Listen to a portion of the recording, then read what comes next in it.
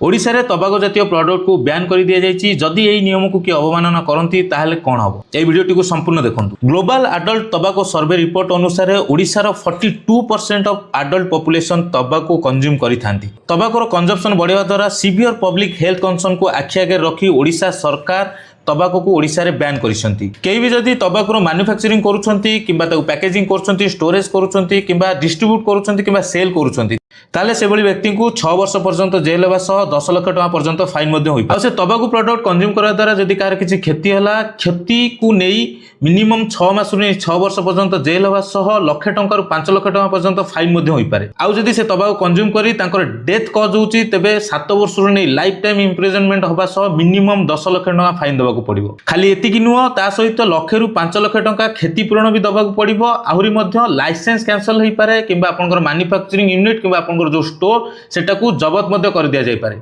सेति पई रूल को स्ट्रिक्टली फॉलो करंतु। आ एई बळी अवेयरनेस वीडियो देखिया पई लीगल भाई को फॉलो करंतु। ए वीडियो को बहु मात्रा शेयर करंतु। आ ऊपर आपनकर कोन ओपिनियन निश्चित कमेंट बॉक्स रे जणाइबे। बहुत बहुत धन्यवाद। नमस्कार।